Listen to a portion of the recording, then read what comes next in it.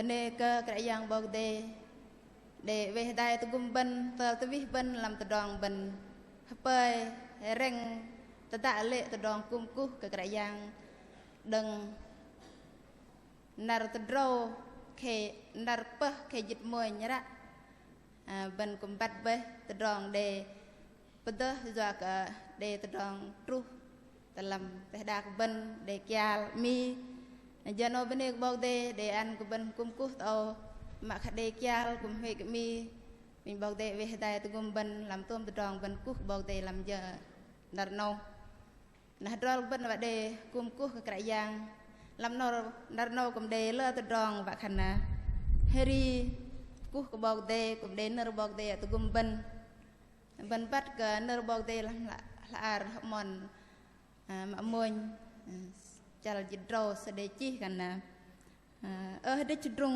ก่อนไปเลยพวกเบะกับกระยางอ่างปรานกระตางพวกเบะกับกระยางตะดองอ่างลักกับอนันต์สือตะปะกระยางแบบบันกุโนตอกบันพวกทำตะดองฮารีกุลำยิ่งเงิมบันปังอ่างสือทำดิยิ่งเงิมลำดินารโนlàm giờ nó lại và cái đi đăng lưu bên hai đại hàm khul chuông từ đòn hari bên vàng hai đại ang cái giang pin khul chuông đòn hari tóc từ ang cái giang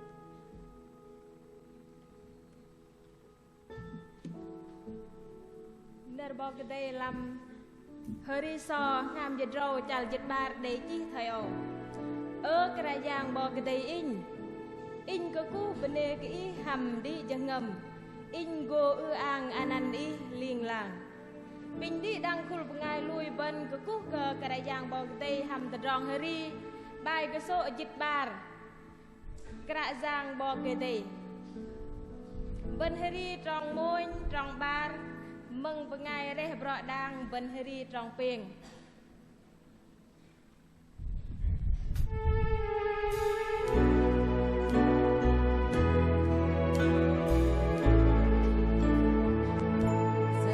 subscribe cho kênh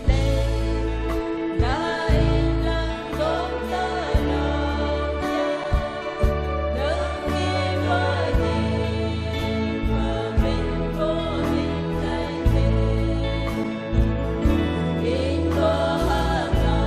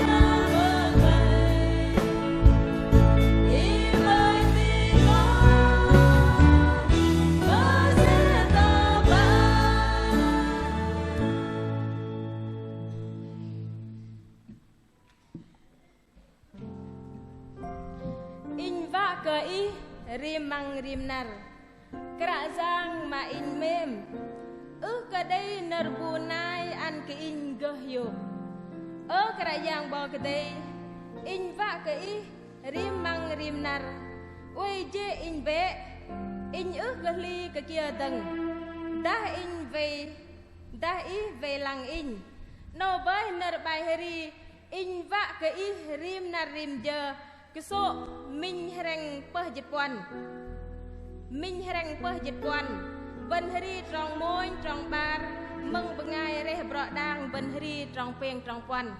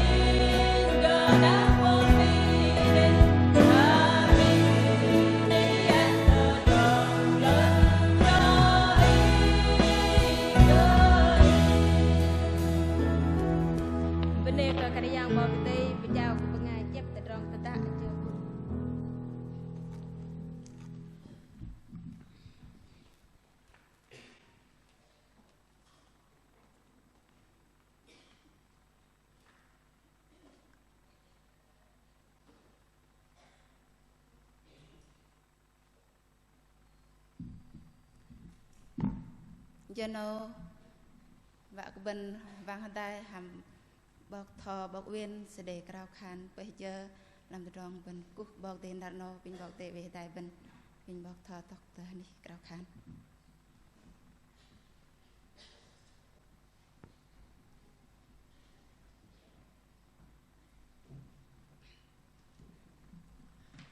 ก็เป็นได้พวกคำดอนกระคันกระยังบะhari hilang upa plenty ih bah mesti tepang mian tabdar kera yang pejing peger belang di dang dom terang model ih pejing bah kera yang hai ih mesti miang ih gah gay ih boh bat di dang tom terang giờ nâu nhon ku bene ương hàn đi ih kera yang ui krop gom belang di dang tom terang tepak terang nhon pejing terang kum ku ih và rau tự dung ngâm đòn lui khul bengai lui cái mà lại khul bengai rõ căn nhon đẹp cả bây giờ nar để hukum trọ sư nar mà pa khe dịch môn mà cả yang ih ăn nhon để đạt mi kial tập ding ức gơ cùng quốc kỳ giờ nâu đăng bene cái ăn nhon để đan nar tập gah con bengai nhon để ly kre tam yoa ka ih an để đạt mi tih tapa để lỡ ni đạt lip pam ka trong hơi gah xích cao con ngay nhon để lỡ trong nạt nọt mà làm ni nhon nào nhon bene cái nhon để dan với nar trong nhon kum cúc cái làm nar ao ih an cái nhon kum để prang rõ tỏ hiệp kra yang trong nhon kum cúc cái nhon pai pin trong xem yang ih krop gom về bगर nhon tôm trong kra yang ih an knyon de prang rot ahyok no ba nyon gop bah dai lam rong kum ku ih giờ nào nyon pai pin rong xem yang ih an knyon gop bah dai min ngam don tro nyon ku ang han ih lam tom rong mà đừng blung ih tu gum ih an ka bengai về giờ chong nhạc đi đăng năm bah nap ih ga ta pro lưng ih an ka khul bengai hadai lam trong yang và pu ang nan ih giờ nào đừng khul re khul heri rong yon đốc nơ y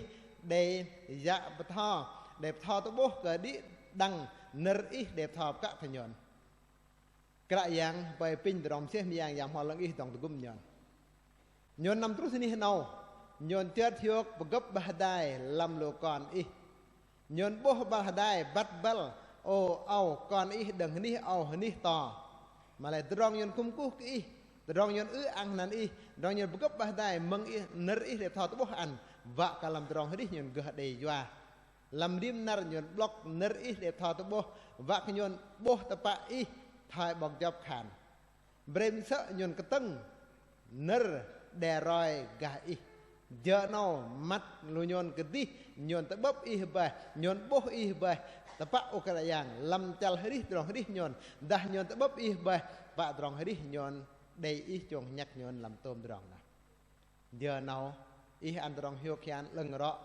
đừng rong nhon cung cúc ý ta đã nhon để prohamet trúc cái đi đăng bengai hadai làm rong giang bengai vi văn cầm com về lăng đi đăng tôm rong nè ý ăn rong hiu lưng ý ăn đừng tọ mi kial gật pro lưng ý ăn cái nhon gấp hadai ao chợt hiu ang nan ý cả giang à là giờ nào nhon tôm trong cung cúc ý đừng blung trúc cái đằng và ý krop gom về đai về gần nhon làm tôm trong nè em giao ý đừng blung bề ao trúc sợ kênh trong nhon cung cúc ý krop gom ý ăn trong chết hiệp đi đằng bên ngày đai bứ bằng nan ý làm tôm trong em bên đây cúc ý em cầu tham giao ý hành mình cả dạng Jesus Christ Amen pin đi đằng bên hồi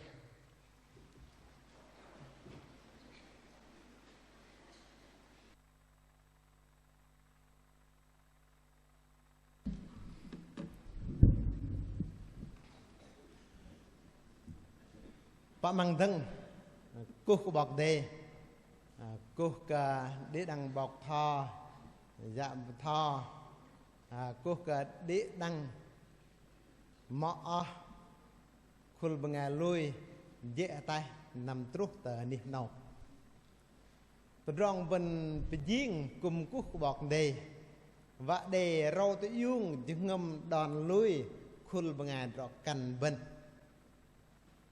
nar bendan bé khe nào trọ chưa duyên ngàn ngày mùng 6 tháng 11 nó để cung bé tờ hình ní nằm cung plei breng để man cờ mọ Việt Nam để dạ gà drai mà cũng đây bên ngày nay ta nằm cung tại ta nó lờ mình ta vân ta ao đăng trọ chưa ngày mùng 7 tháng 11 vân cung thải nào mà lệ giờ bên giờ nó nè rong cùng cú tờ play brain nè đừng bờ ghé hiוק lưng thay bên lò mình mà trút narba đừng để mi jur tập bạ mi jur lập ai địch trút nar đừng bờ đa xa huệ để kiểu vạ bắt đầu mà cung thật sợ đừng bà giờ mi rai tì tập bạ đừng nó bên ngày bờ bên làm tay đạc bên mà lại làm tính bên ôi sự hiệp cào in một sự ấy đính niên im cung khul bên ngày rọc cằn lờ lạp lờ làng là mi ti bút ti trút tờ tính bên pin y rai tập bắt bắt đầu mẹ tập bạ in để dệt ga bọc thò nhon ở đây tao nó hàm lô bên ngày về lăng khul rọc cằn mình lia lê tập bạ để răng bal bên bắt đầu địch bay doa ke terong ben hukum ke nyerok lenggah men male meh de terong terus hanat not dia hanat deh ke terong pejing di dang ding nyon de pedreng bal pedah krau rai te bat bal tek se nar ngày mùng 6 tháng 11 nè bên ngày mùng 7 ức hiền nà ta krau rai te bat au de hamet ke ben bebung tha no nà lo de hadin ploh hamet bau no we pa minh bot ức tam ploh chal bao ya pan bene và khăn ta bên hukum là nar ngày mùng 7 là ta bên nào giờ nó huệ để kia mình lại ức cái tôm drum bò đây hình đi ao ni to chal tạc vùng nam bọt nhập bọt bờ bên chal tạc đi và vùng trở lại là cùng ta để lơ ni này để lơ đòn hạt nọt là bên ta đã ức cái pli lê bên pom hình đi và vùng thả nọ nè măng ngày mùng 6 nè rõ lăng hình đi bên đại chal tạc đi là nạt nọt đây riêng mình bạc cạ bật là rong bên bật để lơ bên ngày bật cái anh cung thay giờ bên cung giờ nọ nè để rong tập li mình là bên đây nó bọc đây cùng đại bố ăn cừu bên nar nó ức riêng bọc đây ăn cái bên nar nó nhon để mà nu dệt ga nar nó bên cung mày brim sợ nó mi tí đừng mình liền nó cào khan pin bọc đầy dòng tụm bên tập bạ bọc đầy về tờ tv dòng tụm bên bề ao bên bo prang rọ tọ hiệp bên cấp bà đại trong công quốc bọc này bên này giờ nó trong bên hukum đây bên ngày nằm ngồi đại bên tao để ra tập bắt bằng cái cú cả bên ngày nằm ngồi đại bên tao nó đây một sự hành vợ chàng tôm pli và đừng làm tống nữa thôi pli còn tính như lại bên sửa bài bình một sự hành dương để nào nem nó bên ngày vợ chàng tôm làm tính như lại bên ao đừng nó đừng làm bên cái nào khăn ban đại diện nó đây một sự bùi đen bình một sự dương nó có đại giang đại làm khul giang tang mắt làm tính giờ lại bên tàu hôm nay có bên này ra bắc bên để một sự ninh về lăng nam cung Labrador bên doa ní nam cung sơn nào mình đọc bên cung bên một sự ninh yêu bên này nó lù bên cao bọc thò nằm cung đại ngôi đại trong cung quốc bọc đây đang phần bên tàu đừng nó đây dạ trân trọng kính chào mừng và giới thiệu bà mục sư Dương Quang Hoa cũng là diễn giả của chúng ta trong ngày hôm nay. Dạ xin mời bà. Dạ. Nói với dạ mục sư Hoa và đẹp thọ tổ bốc của bên gồm bên tàu. Đại pin mẹ David trưởng ban điều hành ban phụ nữ tỉnh Gia Lai bên bên đây là mẹ David của đại đề cùng đại bằng cái bên đây cả đi đăng bằng ngày vợ giang hà đại khul bằng ngày về lăng làm khul rõ căn tỉnh Gia Lai bên để nằm tôm rum tao cùng đại cùng quốc bọc đề pin bọc đề uế đại về lăng chuông nhắc tờ rong bên cùng quốc bọc đề làm nار ao để tờ rong chợt hiếu tập bạ mình bên về bọc từng cái tao xít thấy nhiều nó mất ao ra cái tao xít tức bung bung đầu về những cào nó ôi lăng chỗ mệt ạ bình bọc để cột gom về đại về lăng ăn cái bên rong cung cú bọc để chợt hiệp nục nọa đừng bị cái ao trục sợi cành bên này cú cái đằng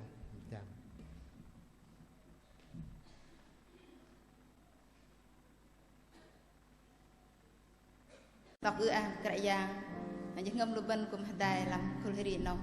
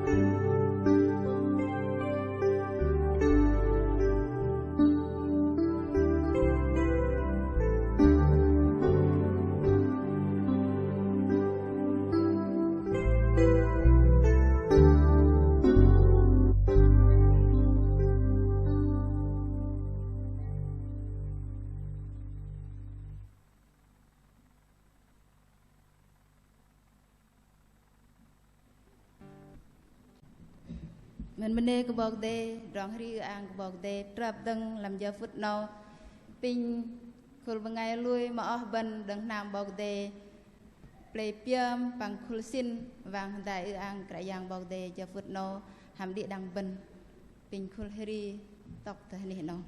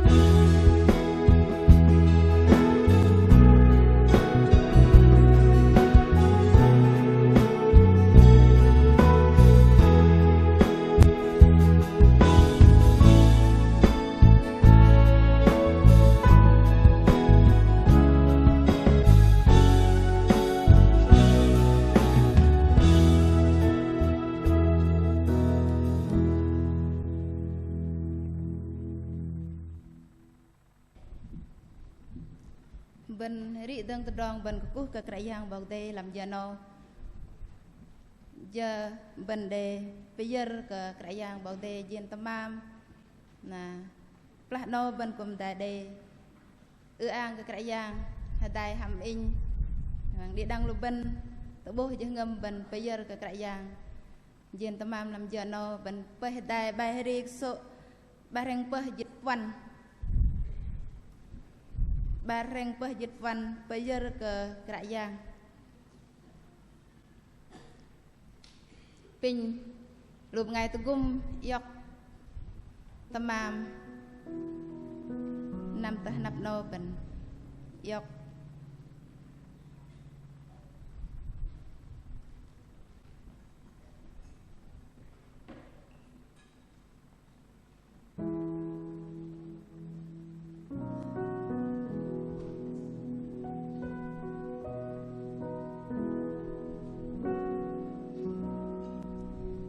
bên vàng đại heri ran re bia in dang bedet ra mele ber gedih ko ke dang và kalau bên vàng đại yang krayang ran re làm jano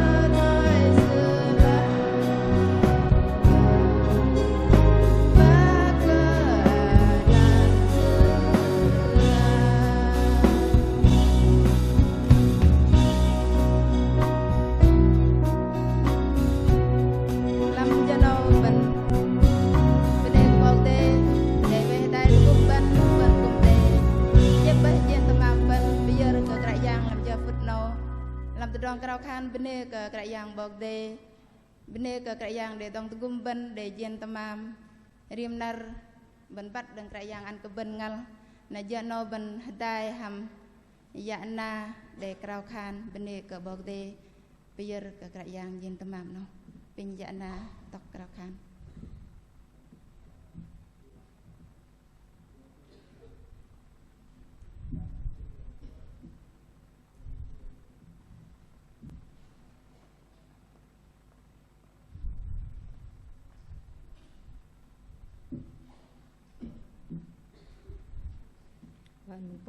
pom jengam dan tay mình cuộc ít cây yang ít rì riêng lang pal plenty làm cho nâu nhon cùng hiếu chợt bên này ít cùng để ăn làm khu ra căn nhon cùng để gỡ cung làm nát nâu để prang rọ tọ hiếu của kia và ít gỡ ăn làm rip nu nhon làm khu kia nâu và để jengam hiếu cái đằng và làm đằng ít để trồng nhắc đuôi vào kia làm cho nâu ít cùng để ăn nhon cùng để biar jen tamam wa kenyon geh jua trok geh po jang am jen tamam trok thai ih okeang mak loi teng kom nat teh nyon po jang ta kedai jen tamam nyon ke geh kawayak nam teh ni je hetai okeang ne kenang rong sem yang ih kum dei tu an rong rip nu ke ma dei tu nam teh ni nau tro ti lung tung wa ih bei tai chong nyak dang kau jan tu teh jen tamam nam no de geh yo ke deng lam ih okeang làm cho nó cha đi làm pang y ti chong nhắc làm tôm rong ok à giờ nó qua còn phô mi krayang Jesus Christ amen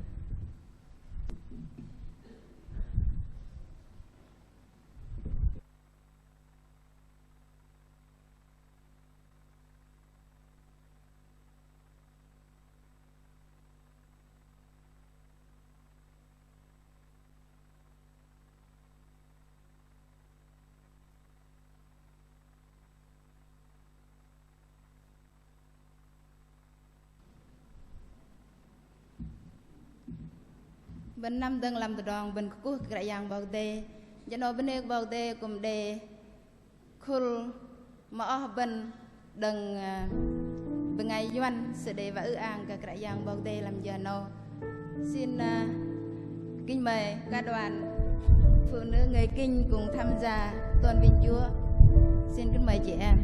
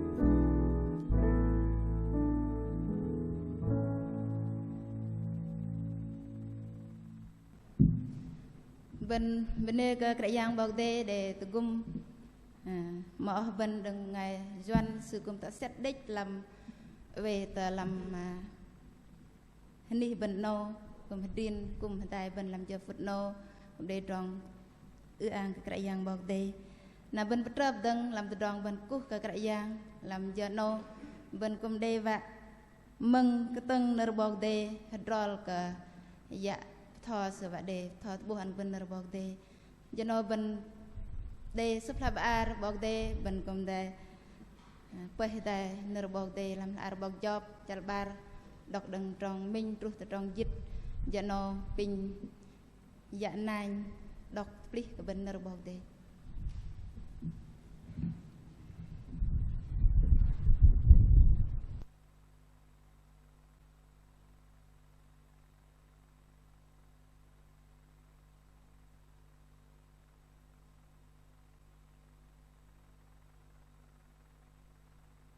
Pin dia đang bận yêu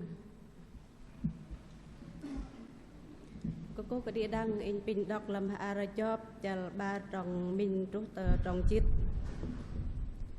lập min này tầng đề lu linh trang nam kum bật anap kra giang na satan kum nam men bật anap kra giang chiết satan đăng nhờ satan tol kra giang in chả lăng na nam choang chấp trang cơ tề đạc kra giang khan cơ satan ham bố cho pengai mã ly yom ke in dấp lâm tề đạc ức cả đề bù thời cho min nu pengai lăng tapat ly yom cơ kra giang bao cái tề bằng về tai đừng được tròn cái nệ mạ khan pin in và cơ param sư được tròn cái đề sư về lăng tapat satan tol kra giang akar mong akar min nu pengai kum cơ chào đi mục tamam sư đề vợ tập lý dọc được tròn ở đi sư pin ý cho ti param trú tờ cái tiếng sẽ chop xít sư cô hiệp ý kra giang khan cơ satan nào cơ pom cơ chop mà lệ nệ cơ poloi sư thay nó satan về đừng ăn nắp kra giang là sư pom pamat loài job để tập bói đu đừng tập pang chân trú tờ cờ job dọc đừng có chế gõ bê cha là họ cô hiểu câu chân sư họ về làm tân đu akan sư khan cơ sư lia ý về cái chấp làm tròn tròn lưng nhà bệ kra giang bao cái tên là lôi mà lệ job khan cơ akan sư ý pama thời min nu trọ căn cơ vào trọ tròn pun hiok đừng kra giang bao cái tên ăn vân sân yok là trọ tròn pama trú bao và ức cái yok hạ lặp đi đôm trọ tròn nó job ức cái đề pama cái nệ bơm kra giang ô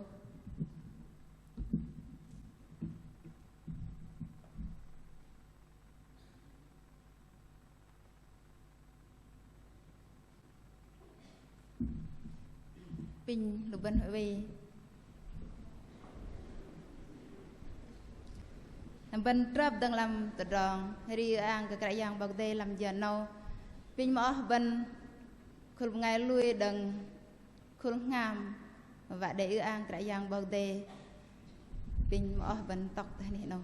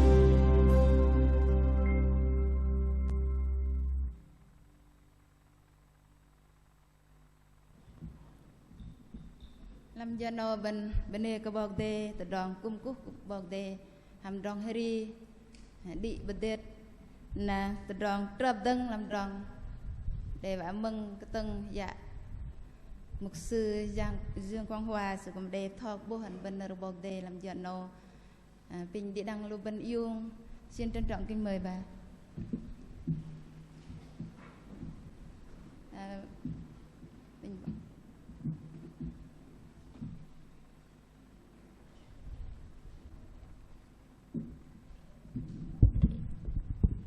Kính mời quý đệ tử của Chúa, quý bà, quý cô cùng ngồi.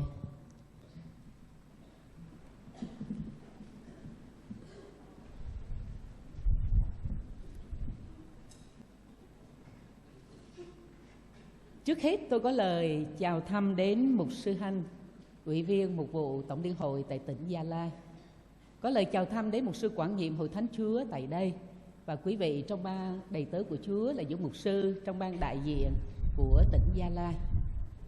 Khi nhìn thấy quý đầy tớ của Chúa là những người nam ngồi ở tại đây trong một buổi bồi linh của phụ nữ, chính mình tôi được khích lệ trước. Chúng ta thấy được sự quan tâm của các đầy tớ của Chúa đối với chúng ta là những người phụ nữ. Và chúng ta cũng thấy được nhiều điều tốt hơn nữa khích lệ chúng ta trong vai trò của người nữ trong hội thánh của Ngài. Nếu như các đệ tử của Chúa không quan tâm, không cầu thay, không tạo điều kiện, không cho chúng ta có cơ hội, thì chúng ta không dễ gì có những cơ hội phước hạnh như thế này để ngồi lại với nhau, cùng nghe lời của Chúa và cùng tôn vinh Ngài.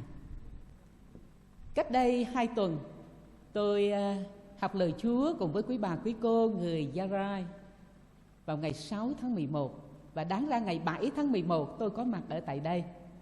Nhưng cơn bão số 13 lớn quá, mạnh quá và khiến cho mọi việc thay đổi hết.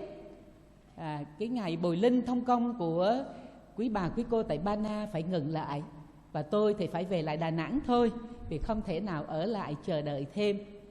Và sau 2 tuần lễ thì Chúa cho tôi quay lại đây ngày hôm qua. Ở tại miền Trung cũng đang mưa rất là lớn, nhiều nơi nước dâng lên, ngập lụt khắp nơi. Tôi cũng phân vân lắm và gọi liền cho mục sư Uyên, hỏi là mục sư ơi, có ổn không? Có lên được không? Và mục sư Uyên nói, cảm ơn Chúa, chúng tôi đang cầu nguyện để ngày bồi linh diễn ra một cách phước hạnh. Khi tôi lên bến xe ngồi đợi xe thì bà mục sư đại diện cho phụ nữ ở tại Ba Na cũng gọi điện cho tôi. Và tôi hỏi thế nào, ổn không? Tôi đang đợi lên xe đây, không biết như thế nào. Đà Nẵng thì mưa ngày hôm qua. Và cảm ơn Chúa rất là nhiều là từ Đà Nẵng đến Bình Định tôi đi trời có mưa trên đường đi, nhưng mưa nhỏ thôi. Nhưng mà từ Bình Định lên Gia Lai thì Chúa cho trời sáng dần ra. Và khi tôi đến Gia Lai thì không còn mưa nữa. Tôi xuống xe và thấy được cái sự quang đãng Chúa ban cho. Chúng ta cảm ơn Chúa vì thời tiết. Một phần lớn là do tấm lòng của quý bà, quý cô đối với công việc của Ngài. Quý bà ao ước, quý cô ao ước có được một buổi bồi linh thông công. Và Chúa đã nhậm lời cầu nguyện của hết thảy quý bà, quý cô ở tại đây. Cho nên giờ này đây tôi cũng xin kính lời chào thăm quý quả phụ mục sư. Trong đó có quả phụ mục sư Huỳnh Di Linh, như là một người chị rất là thân thương. Kính chào thăm quý bà mục sư, quý bà mục sư nhiệm chức, quý cô truyền đạo và tất cả quý bà, quý cô trong các hội thánh về đây trong ngày hôm nay để dự bồi linh thông công. Cảm ơn Chúa vì cơ hội này.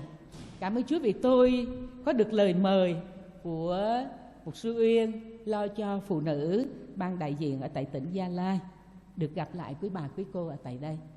Cảm ơn Chúa vì sự bình an Chúa cho tôi đến Gia Lai. Và cũng cảm ơn Chúa vì sự bình an Chúa đưa đường quý bà, quý cô đến đây sáng nay trong ơn lành của Chúa. Mở đầu chương trình cho tới bây giờ tôi nghe nói toàn tiếng Ba Na. Cho nên tôi không biết là khi tôi nói tiếng Kinh có bao nhiêu người trong quý bà, quý cô hiểu được. Tôi nghĩ là quý bà, quý cô cũng hiểu. Nhưng mà quý bà, quý cô lại muốn nói cái tiếng dân tộc của mình để những người lớn tuổi hơn có thể hiểu. Và tôi tin rằng quý bà, quý cô ngồi ở bên dưới có thể nghe được những điều tôi trình bày buổi sáng nay qua lời của Chúa. Kính thưa quý bà, quý cô, chủ đề chung của Phụ nữ Tổng Liên hội trong năm nay là mắt tôi đã thấy Chúa. Sáng nay tôi cùng với quý bà, quý cô học về cuộc đời của người phụ nữ là bà Gióp. Hơn 2 năm qua chúng ta học về cuộc đời của ông Gióp. Từ cái tài liệu đầu tiên của năm 2024 khi Chúa thử rèn, và qua năm 2025 mắt tôi đã thấy Chúa. chúng ta chú vào ông Gióp, một cuộc đời của một người nam, cuộc đời của một người chồng, của một người cha, của một tín hữu mà Kinh Thánh nói rằng ông là người trọn vẹn, ngay thẳng, kính sợ Đức Chúa Trời và lánh khỏi điều ác. Nhưng thử thách dồn dập trên cuộc đời của ông Gióp.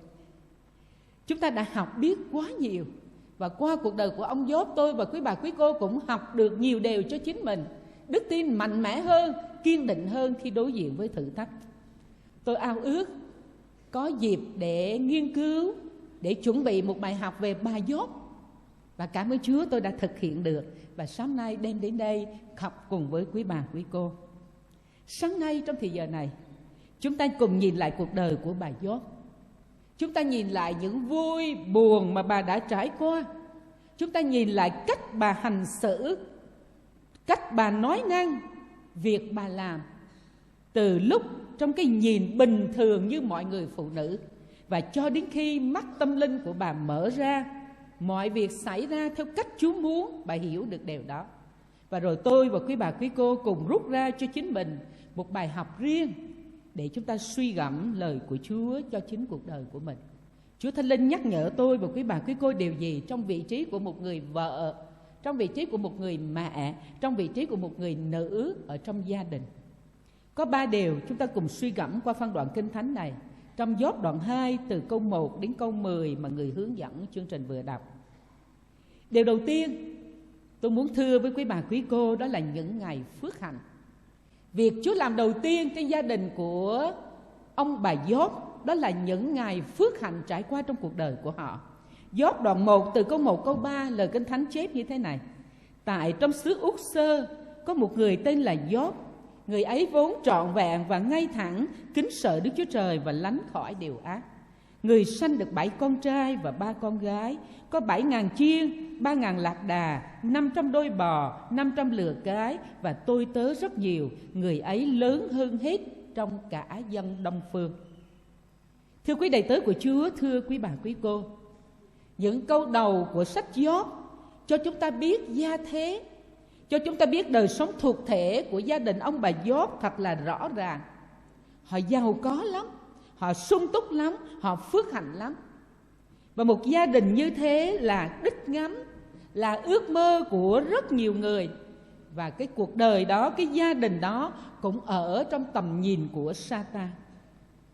Uy thế của ông Gióp được nói đến trong phân đoạn Kinh Thánh tôi vừa đọc là người giàu có, lớn hơn hết trong cả dân Đông Phương. Ông bà có 7 con trai, 3 con gái, tôi tớ, gia súc rất nhiều. Về phương diện thuộc linh thì sao? Chính Đức Chúa Trời khẳng định trong cả 2 chương đầu của sách Gióp, Gióp đoạn 1 câu 8 và đoạn 2 câu 3, lời Kinh Thánh chép như thế này: Đức Chúa Trời lại phán hỏi Sa-tan rằng: Ngươi có nhìn thấy Gióp tôi tớ của ta chăng?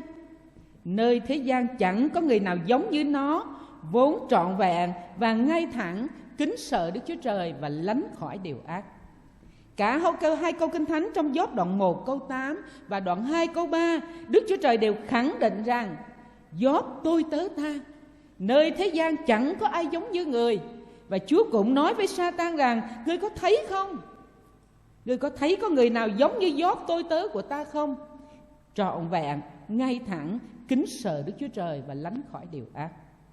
Đức Chúa Trời tự hào về ông Gióp. Đức Chúa Trời tự hào về công trình sáng tạo của Ngài. Và Đức Chúa Trời tỏ ra rất là vui thích với những gì Ngài đã tạo nên. Và đặc điểm nổi bật nhất của ông Gióp, chồng của bà, là trọn vẹn, ngay thẳng, kính sợ Đức Chúa Trời và lánh khỏi điều ác.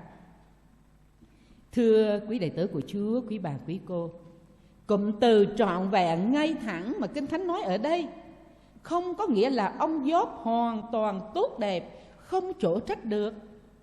Nhưng cụm từ này có nghĩa là ông Gióp không bị chê trách ở một điểm nào. Dù ngay thời điểm Sa-tan kiện cáo ông, thì Sa-tan cũng không tìm thấy chứng cớ tội lỗi nào của Gióp ngay trong thời điểm đó. Về sau không biết như thế nào, nhưng ngay thời điểm Sa-tan kiện cáo Gióp thì Sa-tan không hề tìm thấy một tội lỗi nào của ông Gióp cả. Kinh Thánh cho biết ông Gióp luôn kính sợ Chúa, sống trong tinh thần khiêm nhường. Ông Gióp không phô trương, Ông Gióp không kiêu ngạo, không tự mãn về đời sống thuộc linh hay là gia thế của mình. Trong vai trò của một người cha, ông Gióp là một người cha tuyệt vời, mẫu mực, luôn quan tâm đến các con. Dù các con của ông đã lớn, nhưng Kinh Thánh cho biết rằng hàng ngày ông thường thức dậy sớm dâng của lễ thiêu cho các con và sai người đi thanh tẩy họ, vì ông nghĩ dễ thường các con ta có phạm tội và trong lòng từ chối Đức Chúa Trời chăng? Gióp hằng làm như vậy. Ở trong phòng vốn, ở trong đền thờ sáng nay và cả bên ngoài nữa, có rất nhiều quý ông, quý anh đang ngồi ở tại đây là những người đã có gia đình. Quý ông, quý anh có giống ông Gióp không? Có phải là một người cha tuyệt vời, luôn quan tâm đến các con, luôn cầu nguyện cho các con của mình không? Quý anh có phải là một người đầy tớ, là một người tôi tớ trung tín của Chúa, là một người thuộc về Chúa và được Chúa vui, được Chúa tự hào về cuộc đời của quý vị không? Chúa tự hào về ông Gióp, Chúa vui về cuộc đời của ông Gióp, và ông Gióp xứng đáng được Chúa ban phước về cuộc đời của ông, về đời sống thuộc linh cũng như đời sống thuộc thể của ông, bởi vì ông là người kính sợ Đức Chúa Trời. Quý bà quý cô thử nghĩ, được sống bên một người chồng như thế, bà Gióp sẽ là người vợ, người mẹ như thế nào? Được sống với một người chồng trọn vẹn, ngay thẳng, kính sợ Đức Chúa Trời, lánh khỏi điều ác, là một người cha mẫu mực, là một người ở trong xã hội được mọi người yêu mến, kính trọng, thì bà Gióp sẽ là người như thế nào? Sẽ là một người vợ, sẽ là một người mẹ như thế nào? Dân gian Việt Nam có câu gần mực thì đen, nhưng gần đèn thì sáng.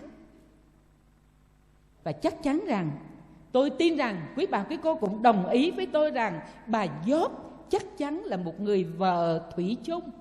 Bà Gióp chắc chắn là một người mẹ tốt, là một người phụ nữ tin kính, mẫu mực, chỉnh chu.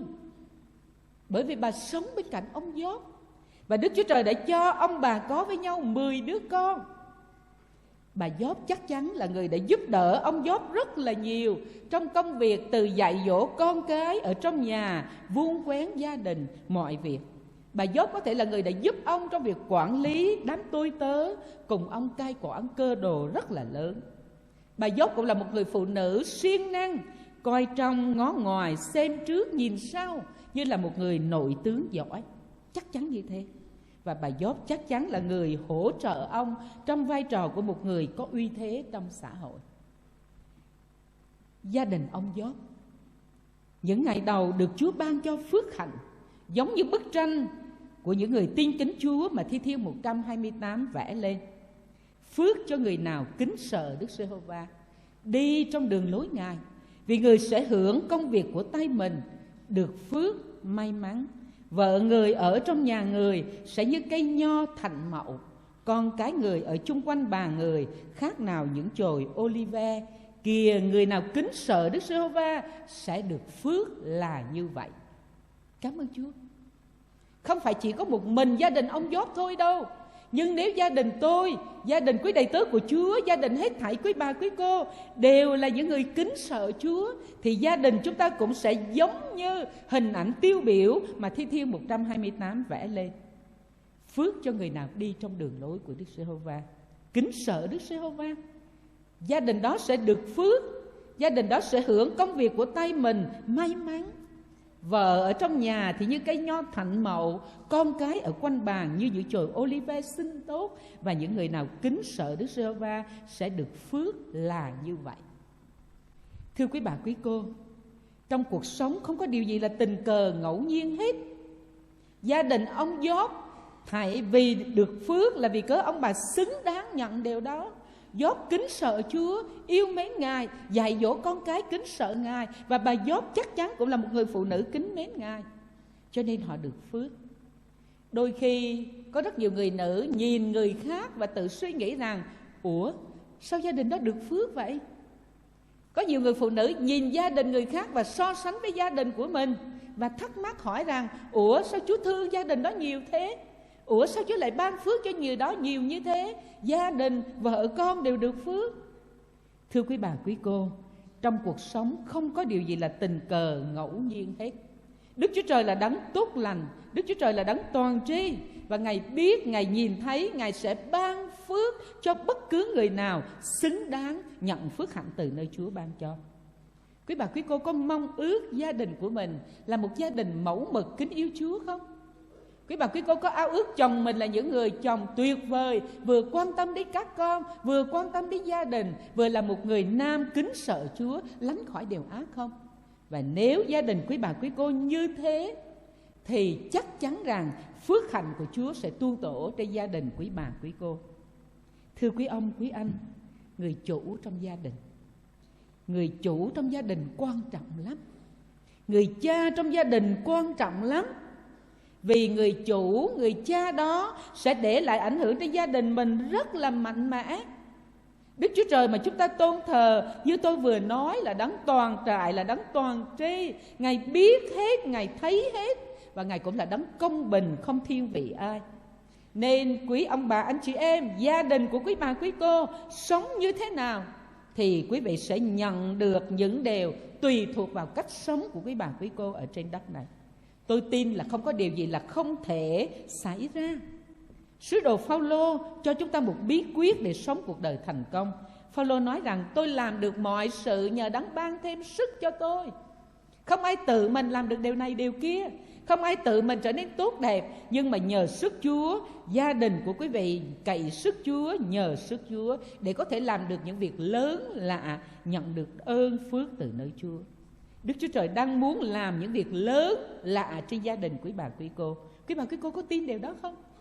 Đức Chúa Trời cũng đang mong đợi để Ngài làm thành những điều Ngài muốn trên cuộc đời, trên gia đình của quý bà quý cô. Điều quan trọng, chúng ta ở trong tay của Chúa, chúng ta nhờ sức của Chúa, chúng ta sống xứng đáng với những gì Chúa mong đợi, để rồi chúng ta có thể trải nghiệm được những việc Chúa làm, phước hạnh Chúa tuôn đổ trên gia đình, trên chính cuộc đời của chúng ta, như gia đình ông Gióp đã trải qua những ngày phước hạnh hết sức là tuyệt vời. Phần thứ hai chúng ta cùng học với nhau, đó là những ngày hoạn nạn Chúa cho phép xảy ra. Sau những ngày phước hạnh là những ngày hoạn nạn. Kinh Thánh Gióp đoạn 1 từ câu 14 đến câu 19, lời Kinh Thánh cho chúng ta biết rằng một sứ giả đến báo tin cho Gióp rằng bò đương cài, lừa đương ăn gần bên cạnh, thì dân Sê-ba xông vào chúng nó, đoạt cướp đi và lấy lưỡi gươm giết các tôi tớ. Người này còn đương nói thì một người khác chạy đến báo rằng lửa của Đức Chúa Trời từ trên trời giáng xuống, thiêu đốt các con chiên và tôi tớ, làm cho thiêu hủy chúng nó đi. Người này còn đương nói thì một kẻ khác chạy đến báo rằng dân canh đê phân làm 3 đạo, xông vào lạc đà, cướp đoạt hết và lấy gươm giết hết thảy các tôi tớ. Người này còn đương nói thì một người khác chạy đến báo rằng các con trai và con gái ông đương ăn uống tại nơi nhà anh cả của họ. Kìa, một ngọn gió lớn từ phía bên kia sa mạc thổi đến, làm cho 4 góc nhà rung rinh, nhà sập xuống và đè chết hết thảy. Thưa quý bà quý cô, Kinh Thánh không cho chúng ta biết gia đình ông Gióp hưởng được bao nhiêu ngày phước hạnh. Kinh Thánh không cho chúng ta biết những ngày phước hạnh kéo dài bao lâu. Nhưng tôi nghĩ thời gian không ngắn. Vì sao? Vì ông bà có đến 10 đứa con với nhau. Vì ông bà có một cái cơ ngơi sự nghiệp vững vàng. Có nghĩa là Đức Chúa Trời đã ban phước trên gia đình ông bà một khoảng thời gian rất dài, để họ có con cái trưởng thành, có cơ ngơi, có sự nghiệp. Và khi mọi việc tưởng chừng quá tốt đẹp, thì cũng chính là lúc Đức Chúa Trời cho phép mọi điều xảy ra. Thì cũng chính trong lúc tưởng chừng như tốt đẹp đó, thì Sa-tan chủ động đến tìm gặp Đức Chúa Trời, kiện cáo Gióp. Kiện cáo Gióp, xin phép Đức Chúa Trời để Sa-tan được thử thách Gióp. Ngay trong lúc mọi việc tưởng như tốt lành bình an đó, thì Sa-tan tìm đến. Sa-tan chủ động tìm đến với Đức Chúa Trời và xin phép Đức Chúa Trời được thử thách Gióp. Sa-tan lý luận với Đức Chúa Trời về Gióp rất là chuẩn. Sa-tan nói với Đức Chúa Trời rằng Gióp há kính sợ Đức Chúa Trời luống công sao? Chúa há chẳng dựng hàng rào binh vực ở bốn phía người, nhà người và mọi việc thuộc về người sao? Chúa đã ban phước cho công việc của tay người và làm cho của cải người thêm nhiều trên đất. Nhưng bây giờ tay Chúa giơ ra, đụng đến hại các vật người có, chắc sẽ làm cho người phỉ báng Chúa trước mặt. Đây là câu thách thức của Sa-tan. Đây là câu thách thức của Sa-tan về cuộc đời của Gióp. Sa-tan nói với Đức Chúa Trời rằng bây giờ Chúa giơ tay Chúa ra thử đi, đụng đến hại các vật Gióp có thử đi, ắt là Gióp sẽ phỉ báng Chúa trước mặt. Gióp kính sợ Chúa đúng thôi, bởi vì Chúa ban phước cho Gióp quá chừng luôn, không thiếu gì hết, đầy đủ sung túc dư dật. Chúa còn dựng hàng rào binh vực ông nữa, phía trước, phía sau, bên cạnh, vân vân. Sa-tan kiện cáo Gióp. Sa-tan nói với những lời lẽ rất là chuẩn mực. Một người như thế mà không kính sợ Chúa làm sao được? Sa-tan vốn là thiên sứ sa ngã. Sa-tan vốn là kẻ chống nghịch Đức Chúa Trời. Sa-tan xuất hiện là đối thủ của ông Gióp. Và Sa-tan luôn là kẻ đối địch cùng bất cứ ai thuộc về Đức Chúa Trời. Quý bà, quý cô chú ý điều này. Sa-tan là thiên sứ sa ngã. Sa-tan là kẻ chống nghịch Đức Chúa Trời. Sa-tan xuất hiện là đối thủ của ông Gióp. Và Sa-tan luôn là kẻ đối địch cùng bất cứ ai thuộc về Đức Chúa Trời. Sa-tan là kẻ đối địch với tôi, đối địch với quý đầy tớ của Chúa, và hết thảy quý bà quý cô là những kẻ thuộc về Đức Chúa Trời. Sa-tan không muốn chúng ta bình yên đâu. Sa-tan không muốn chúng ta phước hạnh đâu. Sa-tan không muốn chúng ta vui vẻ hưởng những điều Chúa ban cho đâu. Sau khi được Đức Chúa Trời cho phép, Sa-tan mới ra tay trên Gióp. Điều này nhắc tôi và quý bà quý cô điều gì? Khích lệ chúng ta điều gì? Nếu Chúa không cho phép thì không có bất kỳ điều gì xảy đến trên cuộc đời của tôi và quý bà quý cô. Khi được Đức Chúa Trời cho phép, Sa-tan mới ra tay trên Gióp. Và đây là điều khiến chúng ta bình an, khiến chúng ta vui mừng. Vì dù hoạn nạn, thử thách, nan đề xảy ra, nhưng Chúa biết điều đó. Và Chúa hứa rằng Ngài sẽ đứng với chúng ta trong hoạn nạn thử thách. Bất cứ điều gì xảy ra trên hội thánh của Chúa, trên gia đình, trên cá nhân con cái của Chúa, Chúa đều biết hết. Ngay cả Sa-tan kiện cáo, ngay cả Sa-tan muốn làm khổ chúng ta đi nữa, Chúa cho phép, nhưng Ngài vẫn đứng trong hoàn cảnh với chúng ta. Thưa quý bà quý cô, tôi vừa đọc cho quý bà quý cô nghe trong Gióp đoạn 1 câu 14 đến câu 19, liên tục những tai họa xảy đến, liên tục những tai họa ập xuống trên gia đình ông Gióp. Đang bình yên, bò đương cài, lừa đương đứng ở đó thì bị người ta cướp đoạt hết. Rồi các con chiên đang ăn cỏ một cách bình yên thì lửa từ trời xuống thiêu hết. Các con lạc đà đang ăn mọi cái tốt lành như vậy thì dân canh đê xông vào cướp đoạt hết. Các con đang vui với nhau trong nhà của anh nó thì Đức Chúa Trời lại cho phép một ngọn gió rất là mạnh thổi đến, làm rung rinh và sập chết hết tất cả. Trong một ngày, tai họa đến trong một ngày. Trong một ngày ông bà Gióp mất hết 10 đứa con. Trong một ngày ông bà Gióp mất hết chiên, bò, lừa, lạc đà và tôi tớ nữa. Thử thách không dừng lại. Thử thách tiếp theo, Sa-tan tiếp tục ra tay hành hại thân xác của ông Gióp. Lời Kinh Thánh trong Gióp đoạn 2 câu 7 câu 8 cho biết rằng Sa-tan lui ra khỏi trước mặt Đức Giê-hô-va, hành hại ông Gióp. Một bệnh ung độc từ bàn chân cho đến chóp đầu.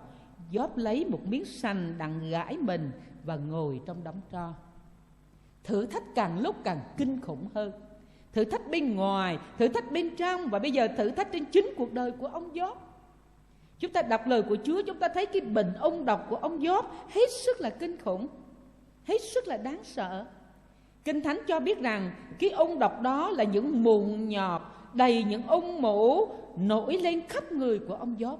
Trong Gióp đoạn 7 câu 5, ông Gióp đau đớn quá đến nỗi ông nhìn thấy những cơn ác mộng trong đoạn 7 câu 14. Và Kinh Thánh cũng cho biết rằng những cái mụn nhọt đó tróc ra làm da thịt của ông Gióp trở nên thâm đen. Trong đoạn 30 câu 28 đến 30, mặt mày ông Gióp biến dạng, xấu xí. Trong đoạn 2 câu 12 đến đoạn 19 câu 10, hơi thở của ông Gióp trở nên hôi hám. Trong đoạn 19 câu 17, Rồi Kinh Thánh lại cho biết ông Gióp gầy trơ xương, đoạn 17 câu 7, đoạn 19 câu 20. Và ung nhọt đó làm cho ông sốt rất là cao, đoạn 30 câu 30. Và ngày đêm đau đớn trong đoạn 30 câu 37.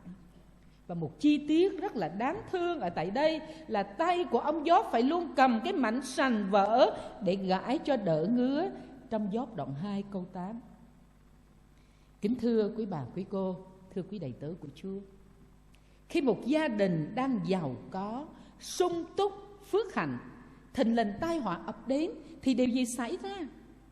Khi một gia đình đang bình yên, đang thuận lợi, đang vui vẻ, đang tất cả mọi việc đều hanh thông, tai họa xảy đến, cùng một lúc họ mất hết, cùng một lúc tai họa ập đến, tay trắng, gia đình, con cái, tài sản, không còn cái gì hết. Quý bà quý cô thử nghĩ trong hoàn cảnh như thế, có người nào chịu nổi không? Trong hoàn cảnh, trong một ngày mà mọi cái đều không còn, mất hết, chết hết, tan nát hết. Chúng ta đã nhìn thấy những trường hợp như vậy. Chúng ta đã nhìn thấy những trường hợp như vậy. Trong một ngày mà họ mất đi tất cả thì điều gì xảy ra? Con người đó họ không chịu được, họ trở nên điên loạn. Có người đó họ không thể chịu được nổi, họ phải tìm cách để tự tử. Gia đình đó họ không thể chịu nổi những cái điều này, sức khỏe tinh thần họ suy sụp. Và có rất nhiều con người khi những điều xảy ra quá sức của họ như thế thì họ trở nên điên loạn, nhớ quên. Đi mà không biết mình đi đâu, lang thang hết nơi này đến nơi kia, tìm mà không biết mình tìm cái gì. Những gia đình đó, những cuộc đời đó thật đáng thương. Là phụ nữ, là những người vợ, người mẹ trong gia đình, quý bà quý cô đặt mình vào hoàn cảnh của bà Gióp. Quý bà quý cô suy nghĩ thử, quý bà quý cô chịu nổi không? Quý bà quý cô chịu nổi không? Quý bà quý cô sẽ trở nên như thế nào khi tài sản mất hết, con cái chết hết 10 đứa? Và đau đớn hơn là khi nhìn chồng của mình, một tộc trưởng giàu có, uy thế, đang ngồi trong đống tro, tay cầm mảnh sành vỡ, gãi thân thể cho khỏi ngứa ngáy khó chịu.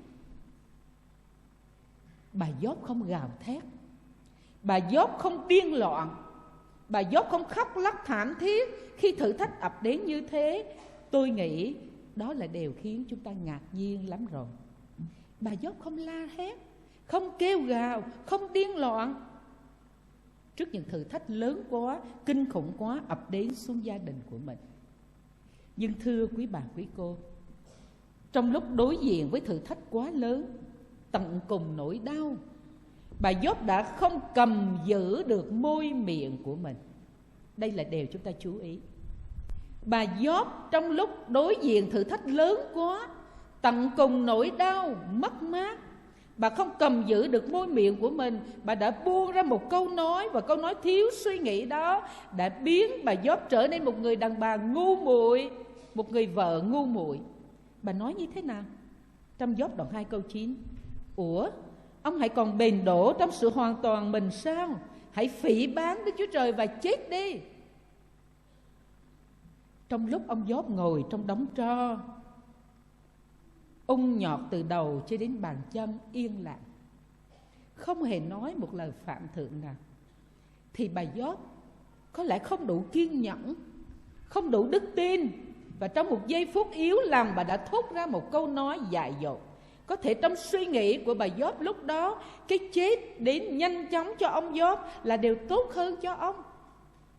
Thay vì ông Gióp phải ngồi trong đống tro, cầm mảnh sành để gãi thân thể của mình, đau đớn hết ngày này qua ngày kia, thì ông chết ngay tức khắc, có thể dễ chịu hơn.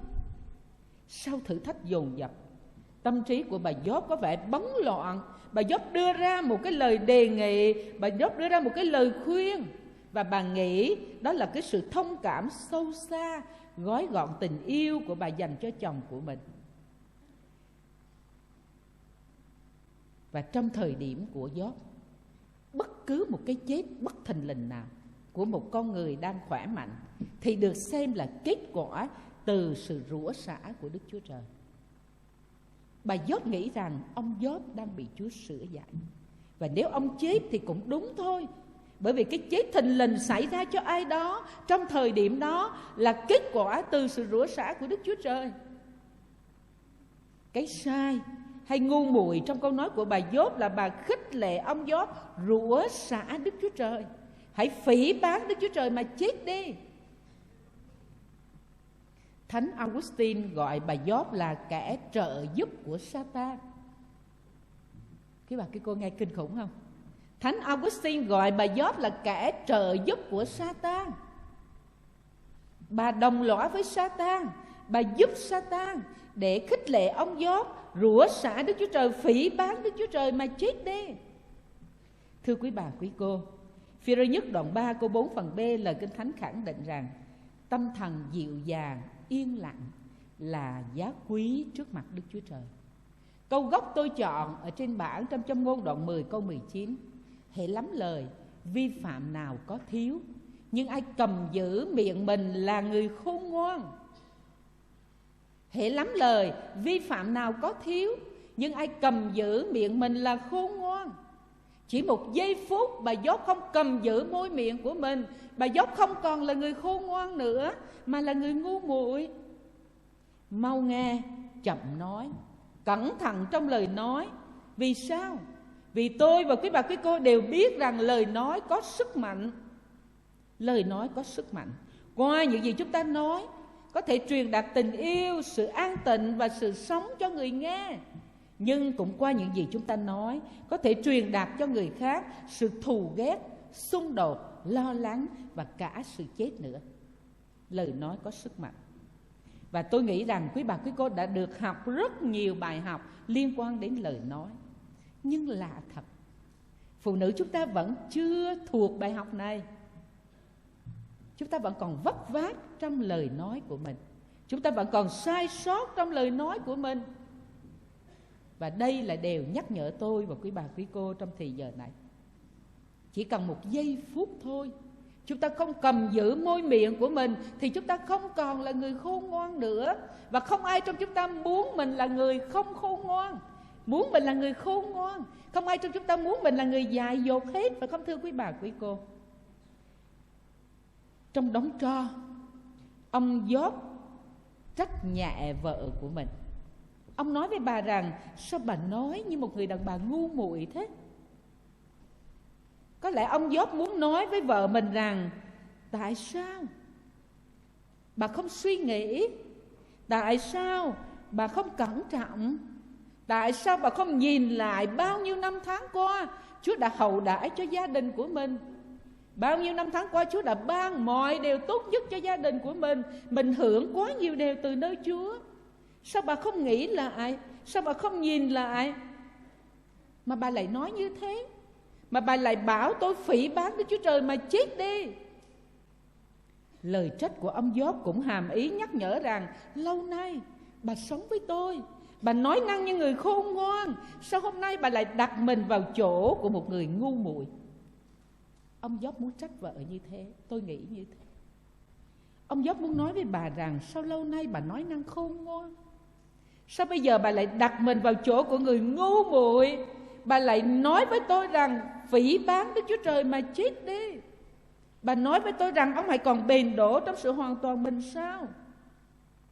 Thưa quý bà quý cô, sự thiếu thận trọng của bà Gióp là tấm gương cho tôi và quý bà quý cô ngày hôm nay soi mình vào. Chúng ta cần soi mình vào tấm gương đó để Chúa Thánh Linh cáo trách từng cuộc đời của chúng ta. Dễ lắm, giờ này đây ai trong chúng ta cũng tốt đẹp hết, cũng dễ thương hết. Nhưng chút nữa đây, ngày mai đây, ngày mốt đây, những ngày còn lại đây, có một điều gì đó xảy ra, liệu quý bà quý cô có cầm giữ được môi miệng của mình không? Hay là nói những lời thiếu suy nghĩ, thiếu cân nhắc? Và lời Chúa, hình ảnh của bà Gióp là chiếc gương để tôi và quý bà quý cô soi mặt lên vào. Gia-cơ nói rằng không có một người nào soi mặt thấy một vết bẩn ở trên mặt mình rồi đi, không có chùi. Nhưng mà người đó phải chùi ngay cái vết bẩn trên mặt rồi mới đi. Sáng nay tôi tin rằng trước khi đến đây, ai trong quý bà quý cô cũng soi gương hết, phải không? Mình phải thấy mình thật là chỉnh chu khi mình bước ra. Cho nên xin Chúa cho quý bà quý cô, qua tấm gương của bà Gióp, qua cái sai sót đáng thương của bà Gióp, chúng ta sẽ học được cho mình những bài học rất là tốt lành, để khi đối diện với hoạn nạn, nghịch cảnh, thử thách Chúa cho phép xảy ra, thì cũng là lúc đôi mắt tâm linh của chúng ta mở ra. Chúng ta sẽ có một cái nhìn mới, chúng ta sẽ có suy nghĩ mới, hành động mới, lời nói mới, cách hành xử cũng xứng hiệp là một con người trưởng thành về phương diện thuộc linh, không còn là con người non trẻ nữa, thiếu hiểu biết nữa, theo cách thường tình của con người bình thường nữa. Nhưng Chúa cho chúng ta có cái đời sống thuộc linh, mỗi ngày gần gũi với Chúa để kinh nghiệm điều này, lớn lên với Chúa mỗi ngày về phương diện thuộc linh, để cuộc đời của chúng ta sẽ trở thành những cuộc đời của những con người có thể đem đến những ích lợi cho người khác. Thay vì miệng gọi Chúa là Chúa mà không biết Chúa là ai, miệng gọi Chúa là Chúa mà không làm theo điều Chúa dạy. Cho nên xin Chúa giúp cho tôi và quý bà quý cô buổi sáng nay, khi chúng ta gọi Chúa là Chúa thì Chúa muốn chúng ta làm theo những điều Chúa dạy. Và lời của Chúa qua cuộc đời của bà Gióp buổi sáng nay là một nhắc nhở, là một thách thức để tôi và quý bà quý cô nhờ ơn Chúa để thay đổi từ suy nghĩ, hành động, lời nói, cách hành xử của mình, xứng hiệp là một người trưởng thành thuộc linh ở trước mặt Chúa, là một người vợ, người mẹ tốt đẹp ở trong gia đình của mình. Vấn đề thứ ba chúng ta cùng học ở tại đây. Chúng ta vừa đi qua hai phần. Thứ nhất là những ngày phước hạnh, thứ hai là những cái hoạn nạn Chúa cho phép xảy ra, những ngày hoạn nạn Chúa cho phép xảy ra trên ông Gióp. Và phần cuối ở tại đây tôi chọn cái tiêu đề là bừng dậy một niềm vui. Việc Chúa làm lạ lùng quá. Bừng dậy một niềm vui. Gióp đoạn 42 câu 12 câu 13 cho biết rằng như vậy Đức Giê-hô-va ban phước cho buổi già của Gióp nhiều hơn lúc đang thì.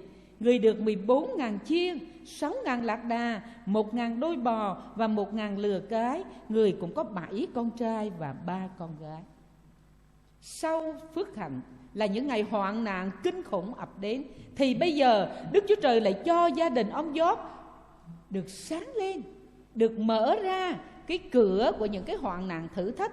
Chúa đã thương xót và ban cho họ một niềm vui, bừng dậy một niềm vui trong gia đình. Thi Thiên 135 câu 6, câu Kinh Thánh tôi rất yêu thích. Tôi xin đọc cho quý bà quý cô cùng nghe. Điều nào đẹp ý Đức Giê-hô-va làm, Ngài bèn làm điều này, hoặc trên trời, dưới đất, trong biển hay là trong các vực sâu. Câu Kinh Thánh này tuyệt vời quá. Điều nào đẹp ý Đức Giê-hô-va làm, Ngài bèn làm điều này, hoặc trên trời, dưới đất, hoặc biển hay là trong các vực sâu. Nếu đều Chúa muốn làm trên gia đình của tôi, quý bà quý cô, nếu đều Chúa muốn làm trên hội thánh Chúa nơi này nơi kia, thì dù trên trời, dưới đất, trong biển hay trong biển sâu, Chúa vẫn làm được điều đó. Vì không có điều gì khó cho Chúa hết. Nếu Thánh Augustine gọi bà Gióp là kẻ trợ giúp của Satan, thì William Barclay gọi bà Gióp là người tùy tùng trung thành bên sự đau đớn của chồng. William nói rằng bà Gióp là người tùy tùng trung thành bên sự đau đớn của chồng. Cảm ơn Chúa. Chúng ta có những cái nhìn nhận về người này người kia, nhưng cuối cùng vẫn là Chúa thôi, không ai khác hơn. Chúng ta có cái nhìn nhận về người này như thế này, người kia như thế kia, nhưng khởi đầu một việc chưa là gì hết, kết thúc một việc mới là quan trọng.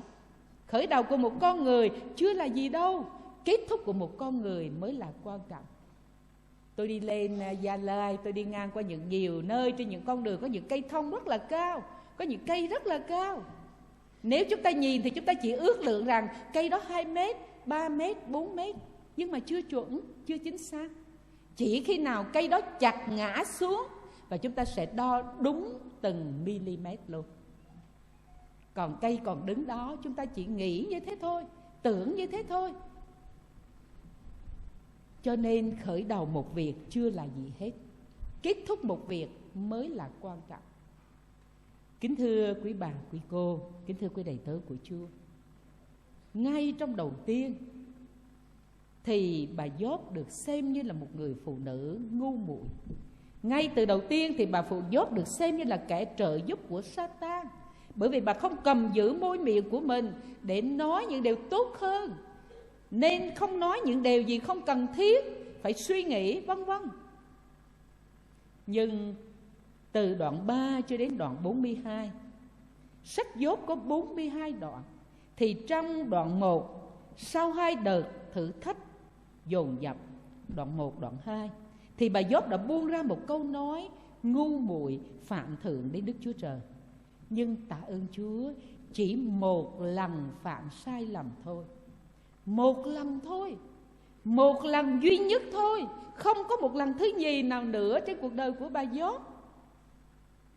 Quý bà quý cô thử suy nghĩ mình thì sao? Mình có một lần như bà Gióp không? Hay là lần này, rồi lâu lâu cái một lần khác, cái lâu lâu cái một lần khác nữa?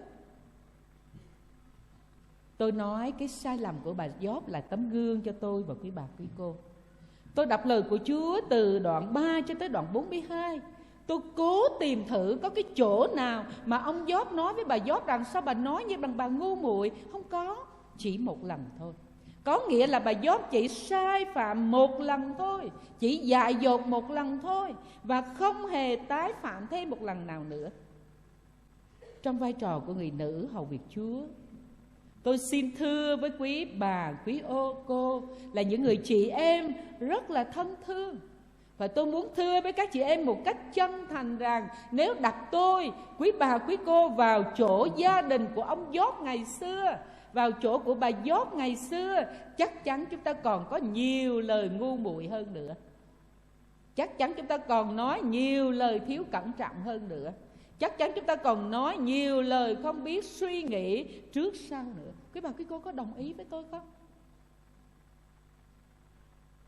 Chính vì thế, khi đọc sách Gióp những đoạn sau, tôi cảm thấy thương, cảm thông cho bà Gióp nhiều hơn là chỉ tay, là xét nét, là lên án.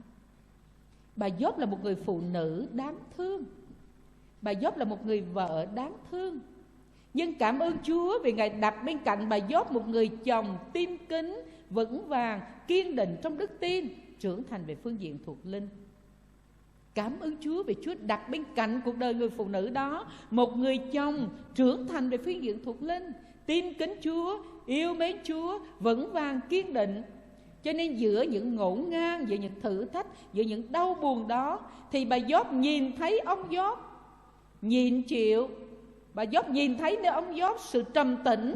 Bà Gióp nhìn thấy nơi ông Gióp thái độ bình an, yên tĩnh trước những tai họa dồn dập xảy ra, đổ xuống trên gia đình và trên cả chính thân thể của ông. Và có thể những điều đó, những điều bà nhìn thấy đó khiến cho bà Gióp bừng tỉnh. Bà kịp nhận ra mọi việc và nghĩ suy một cách thấu đáo, điều chỉnh lại chính mình. Hơn ai hết, bà Gióp thấm thía câu trách nhẹ của chồng mình, người đàn ông đã đồng hành với bà suốt nhiều tháng năm qua, là cha của 10 đứa con mà Chúa ban cho cả hai. Ngoài tình yêu bà dành cho ông Gióp, thì bà luôn dành cho ông Gióp sự kính trọng nhất định. Và bà tiếp tục ở bên cạnh ông. Như lời nhận xét của William, bà Gióp là người tùy tùng trung thành bên sự đau đớn của chồng. Cảm ơn Chúa. Đây là điều phước hạnh. Làm phụ nữ, tôi cho trí tưởng tượng của mình vươn xa. Tôi hình dung bà Gióp, một người phụ nữ rất là xinh đẹp, sang trọng, lịch sự.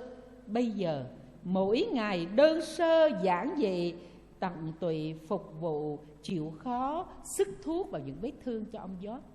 Chứ ai sức thuốc bây giờ? Những đứa con chết hết rồi, tôi tớ cũng không còn nữa.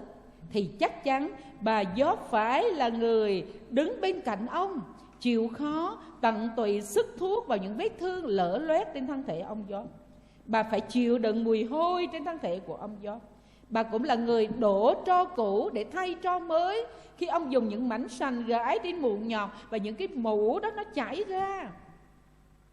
Và bà Gióp đứng bên ông, lo cho ông từng bữa ăn, lo cho ông những sinh hoạt cá nhân rất là đơn giản nhưng không dễ dàng chút nào. Rồi những nặng nề, khi ba bạn của Gióp đến thăm, quý bà quý cô có nhớ không?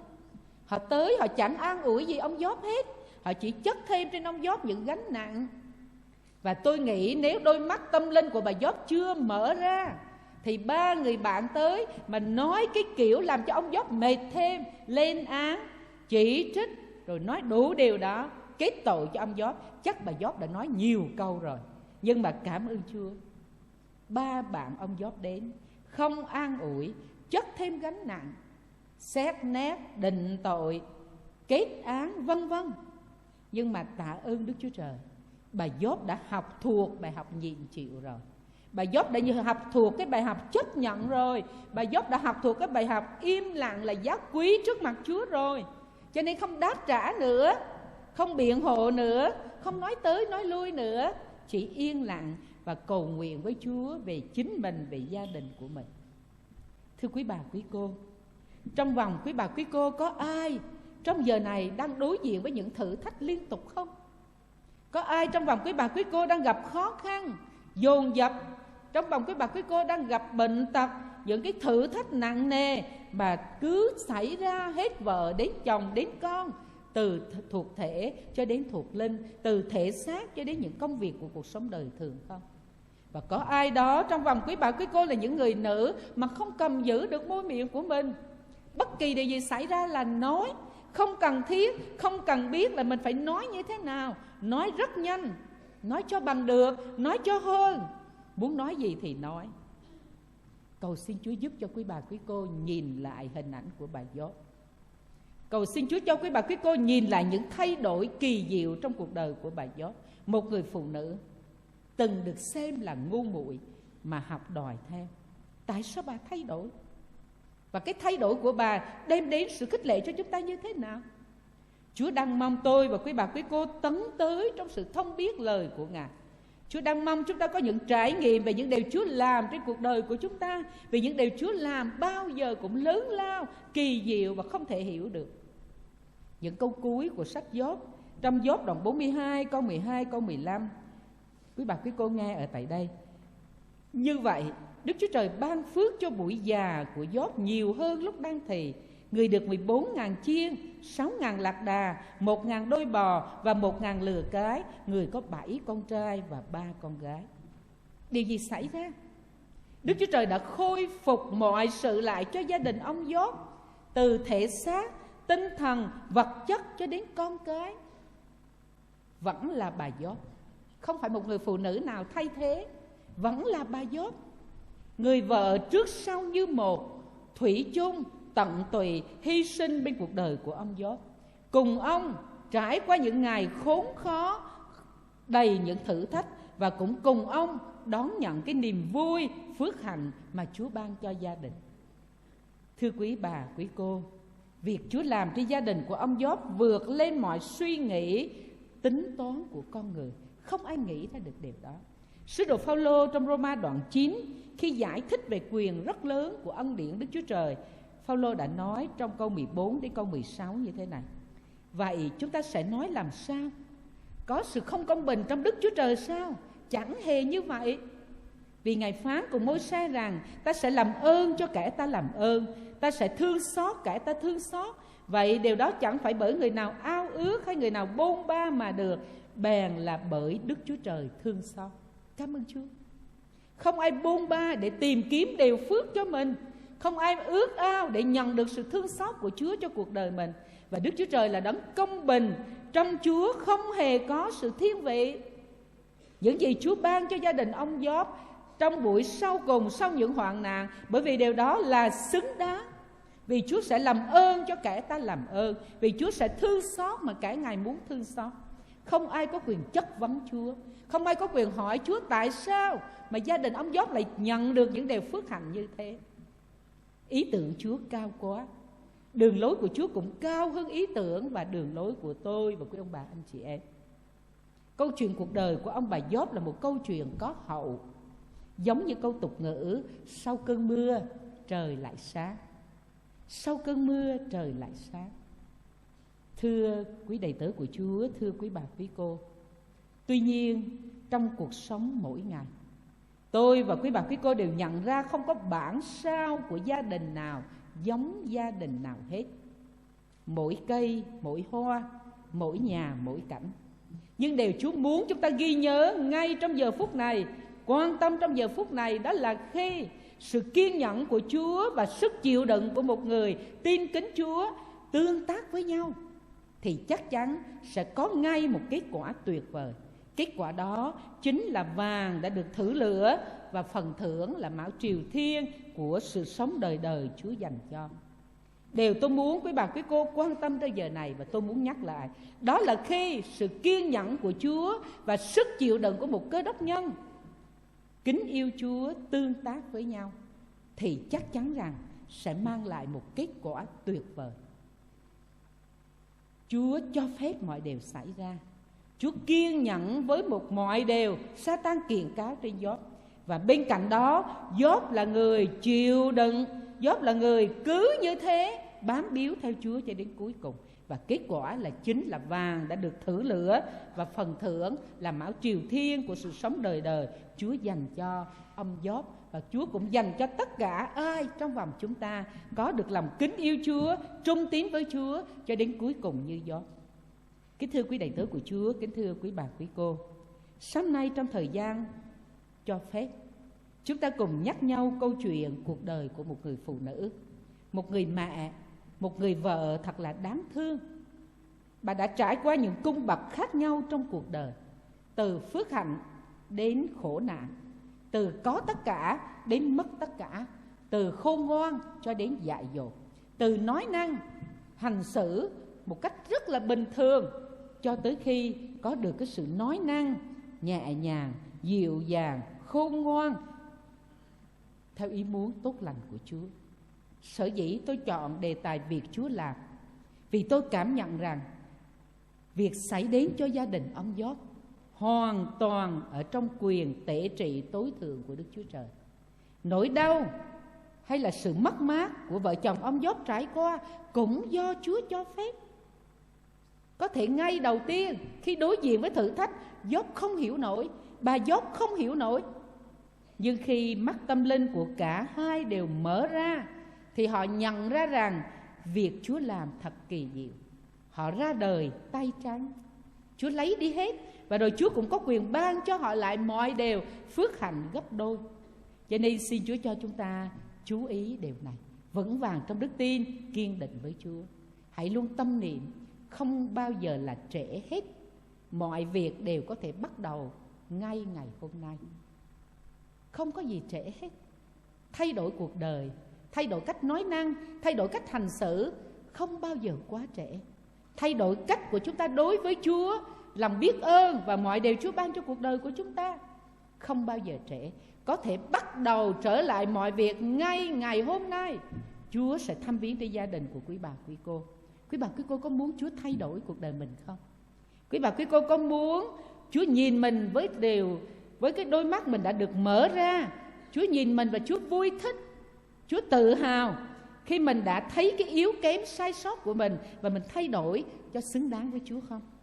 Quý bà quý cô có muốn cuộc đời của mình là một cuộc đời mà khi người được nhắc đến thì người khác nói rằng ô tuyệt vời quá, Đức Chúa Trời đã thay đổi cô đó, Đức Chúa Trời đã thay đổi bà đó, để bây giờ bà trở thành một nguồn an ủi cho nhiều người. Bà đó đi đến đâu, làm điều gì cũng ích lợi cho vương quốc của Chúa. Cầu xin lời của Chúa không qua đi, nhưng đến với tâm trí, với tấm lòng quý bà quý cô. Cầu xin Chúa Thánh Linh cũng đồng chạm nhắc nhở nữa, để tôi và quý bà quý cô nhờ ơn của Chúa để sống đẹp lòng Ngài. Đức Chúa Trời đang mong đợi sự thay đổi trong chính mình tôi và quý bà quý cô. Cầu xin Chúa ban mọi điều tốt nhất trên gia đình, trên cuộc đời của quý bà quý cô, để gia đình của quý bà quý cô sẽ tới đến một gia đình hưởng phước của Chúa, như Thi Thiên thứ 128 mà tôi đọc cho quý bà quý cô nghe buổi sáng nay. Gia đình của những người kính sợ Đức Giê-hô-va, người chồng, người vợ, các con đều kính sợ Đức Giê-hô-va. Xin Chúa bày tỏ việc Chúa làm trên gia đình của các đầy tớ của Chúa và hết thảy quý bà quý cô. Cảm ơn quý đầy tớ của Chúa, quý bà quý cô đã lắng nghe trong thời giờ vừa qua. Xin Chúa ban phước. Chiều nay chúng ta sẽ gặp lại nhau và cùng nghe lời Chúa với nhau. Xin Chúa ban cho quý bà quý cô một buổi sáng phước hạnh trong ơn lành của Chúa. Xin kính chào.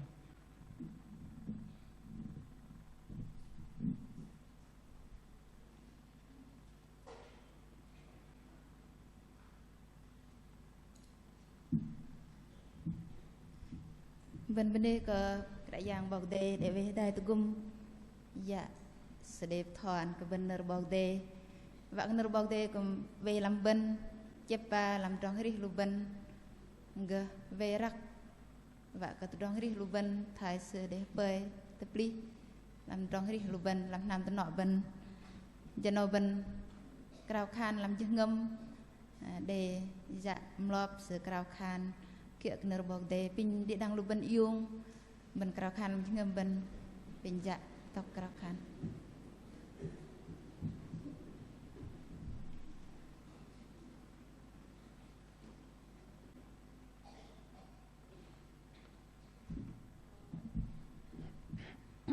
mình ngâm đòn cô bên đây ang cái cả giang nhon bên đây cái làm nở ô cả giang nở hiệp chợt ăn cái khul kan làm tering benar để cung cô cái nở nhon bên đây cái oi hadai đừng phải cái tu giờ nào nhon bên đây cái làm giờ nào nhon để mừng cái tăng nở để thọ tập bộ ăn cái nhon minh pom nam tân nọ thôi cả bọc giọt ô lại giang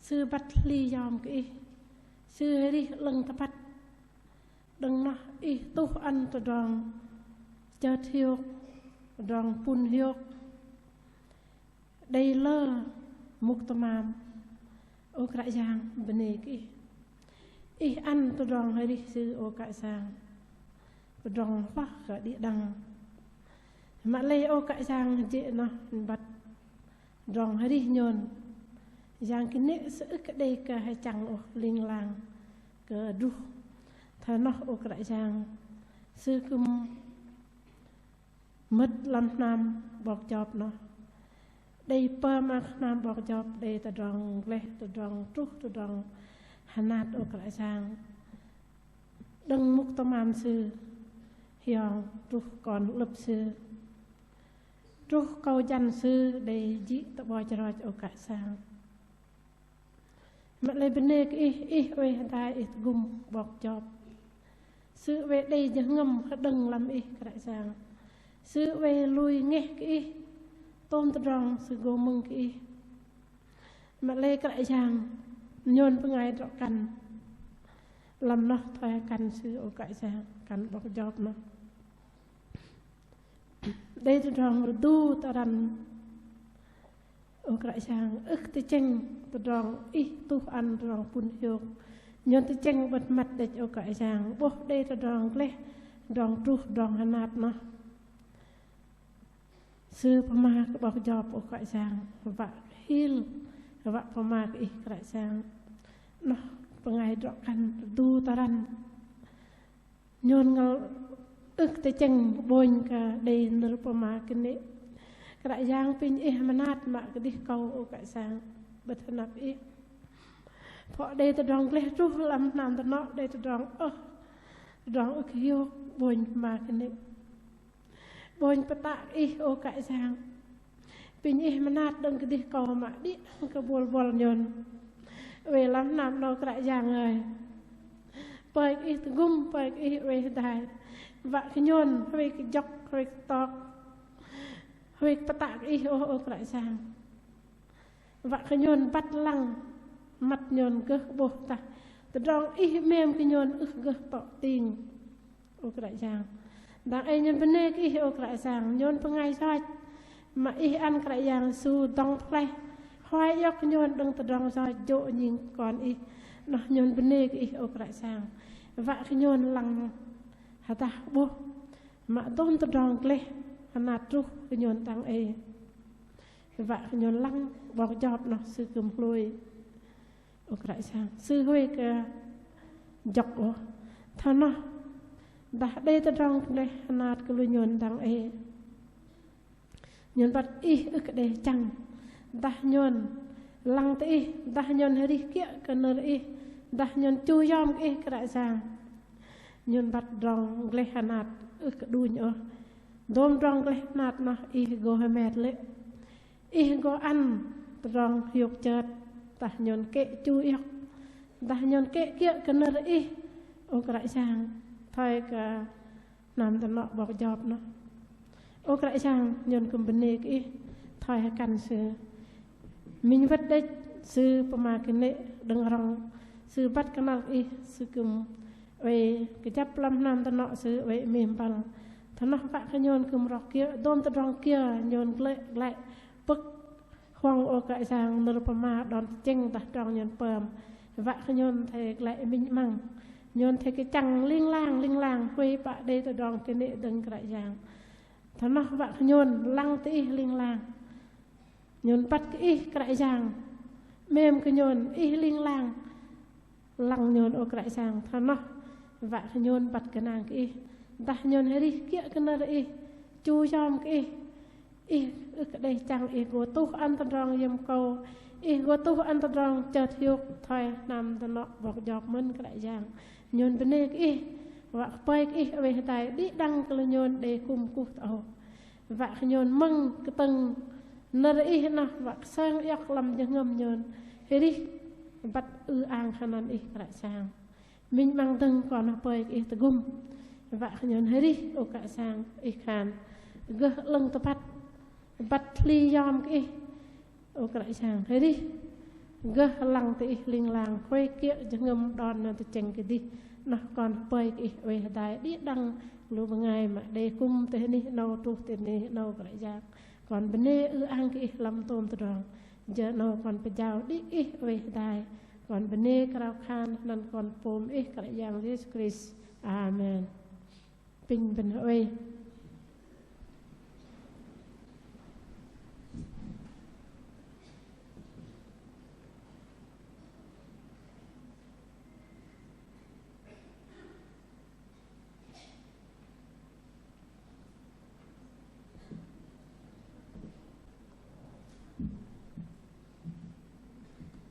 bên điền lang bên đây cái cái giang sẽ để gum về đại bên làm tròn bên gum cú cái giang làm giờ phút nâu bên trap đăng làm tròn bên cú cái giang bọc đây gum đây đăng bạn mình khul heri mà bên đằng khul muôn sung sẽ để heri ang cái giang làm giờ nâu pin mà bên đằng đi khul muôn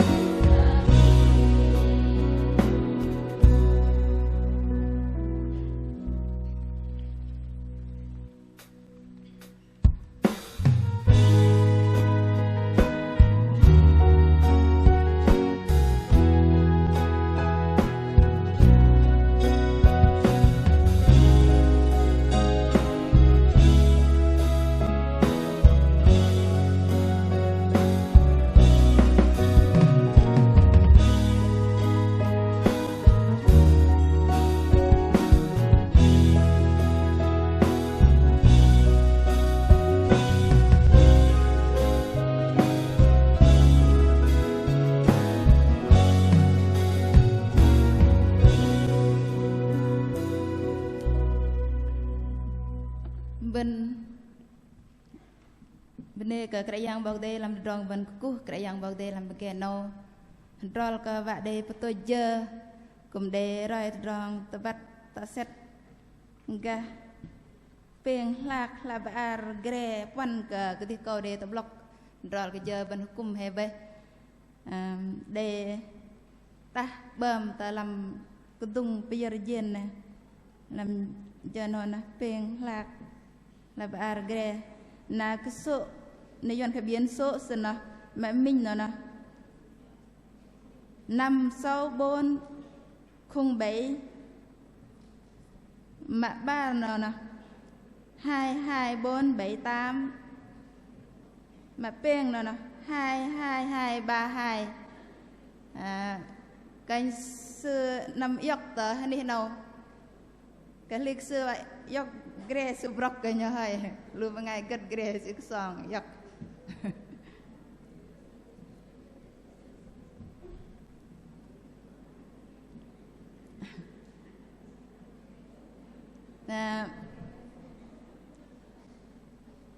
hàm đề từ trong tập lọc kia này đang đã ước bình bên đây cái yang bậc đề để từ gum bên cú cái yang bố làm từ trong bên đề mét và khăn đề mình từ trong sul tập vóc ta xét và cái mà loài lu kulheri nè bên cùng đề mét để đuôi khi nở bê giờ bên mét tôi cái đề nè ta cái giò nè trước cái giờ phút nào ta bạ cùng đề từ trong tao vóc bịa ta xét làm từ trong heri cú cái yang bậc đề pin cái yang về cái chỗ giờ nát ăn từ trong bên đề cùng cú giờ nào na vạ tôi từ trong bên cú cái yang làm cái nào bên đề cao khan đại kia cái yang đừng nói cảnh bên đề heri bài sổ xin làm là bên là làm ariyan bài tôn vinh chân thần đừng nói cảnh mình cao khan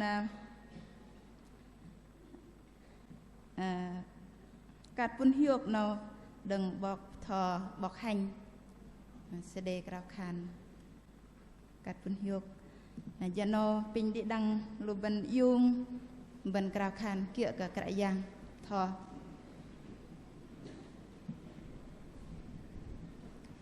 bệ bên cao khan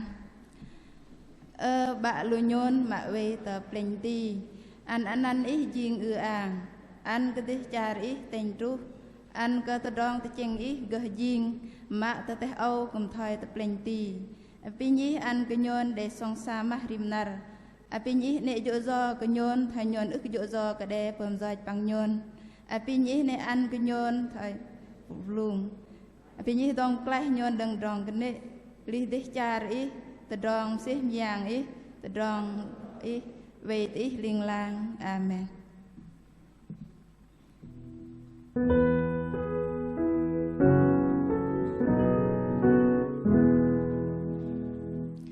nam đi bờ ngài bờ nê có một kỳ đi ra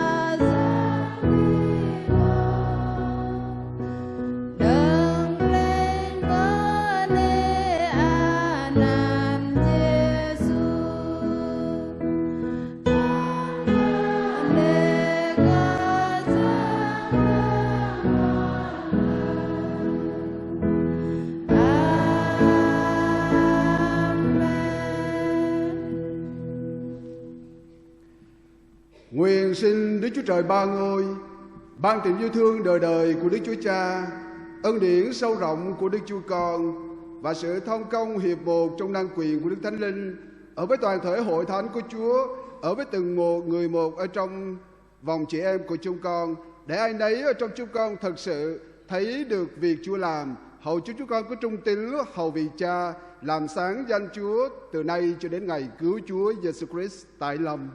Amen.